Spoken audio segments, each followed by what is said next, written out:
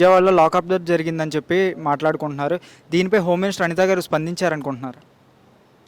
ఆవిడ పక్క నియోజకవర్గంలో ఒక మైనర్ బాలిక మీద అత్యాచారం జరిగినప్పుడే ఆవిడ స్పందించలేదు.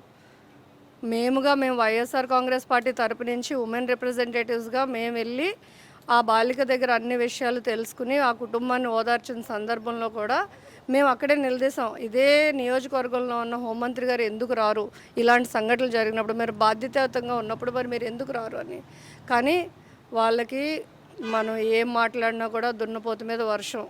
ఏంటంటే మళ్ళీ మేమే అధికారంలోకి వస్తాం, మమ్మల్ని ఎవరు ఏం చేయలేరనే విధానంలో పరిపాలన సాగుతుంది. కానీ ఇది ప్రజారంజక పాలన అంటే ఎవ్వరూ కూడా హర్షించరు.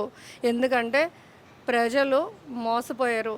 నీకు ఇంట్లో ఉన్న ప్రతి ఆడపిల్లకి 1500 ఇస్తానంటే నిజాన్ని నమ్మి మోసపోయారు. అలాగే 15,000 ఇస్తానంటే మోసపోయారు. అమ్మకు వందనం అంటే మోసపోయారు. అలాగే 4,000 ఇస్తామంటే నమ్మి ఓట్లేశారు. కాబట్టి ఈ ఆంధ్ర రాష్ట్రంలో ఇప్పటి వరకు చరిత్రలో ఎవరైనా పేద ప్రజలకు సంక్షేమం అందించారంటే రాజశేఖర రెడ్డి గారు 2 అడుగులు వేస్తే జగన్మోహన్ రెడ్డి గారు 10 అడుగులు వేసి తను ఏదైతే చెప్పగలడో, ఏదైతే చేయగలడో వాటిని మాత్రమే హామీలుగా ఇచ్చి మేనిఫెస్టోలో పెట్టి, మేనిఫెస్టో ప్రజలందరికీ కనబడి ఈ రోజుకి మా మేనిఫెస్టో మా వెబ్సైట్లో ఉంటుంది. అదే 2014 నుంచి 19లో ఉన్న చంద్రబాబు నాయుడు మేనిఫెస్టో అంటే కనపడదు. అది జగన్మోహన్ రెడ్డి గారి పరిపాలనకి చంద్రబాబు నాయుడు పరిపాలనకు ఉన్న తేడా.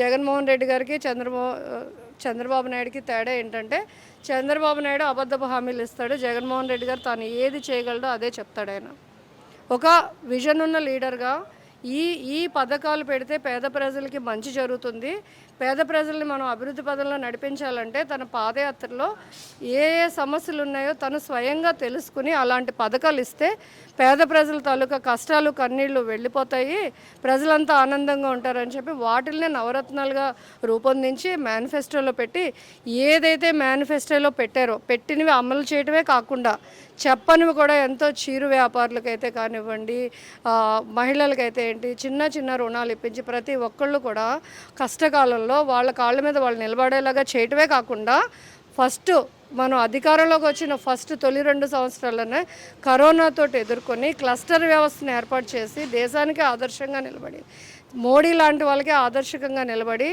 ఒక రాష్ట్రం మోడల్గా చూపెట్టి మిగతా అన్ని రాష్ట్రాల్లో కూడా వాలంటీర్ వ్యవస్థ తీసుకురావాలని చెప్పి మన తర్వాత కేరళ లాంటి డెవలప్డ్ స్టేట్స్ కూడా మనల్ని ఫాలో అయ్యి అక్కడ కూడా వాలంటీర్ వ్యవస్థను తీసుకురావాలని చెప్పి ఏదైతే వాలంటీర్ వ్యవస్థ ద్వారా తను ఇంత సేవను అందించారో అదే వాలంటీర్ వ్యవస్థని ఈరోజు నిర్వీర్యం చేసి చంద్రబాబు నాయుడు అన్ని వ్యవస్థలు కూడా ఈ రోజున అటకేసాయంట. ఎటువంటి సందేహం లేదు. అసలు జగన్మోహన్ రెడ్డి గారితో చంద్రబాబు నాయుడిని పోల్చి చూడాల్సిన పనే లేదు. ఎందుకంటే వాళ్ళిద్దరికీ నక్కకి నాగలోకానికి ఉన్నంత తేడా, కమిట్మెంట్కి నాన్ కమిట్మెంట్కి ఉన్న వ్యత్యాసం ఏదంటే అది చంద్రబాబు నాయుడే.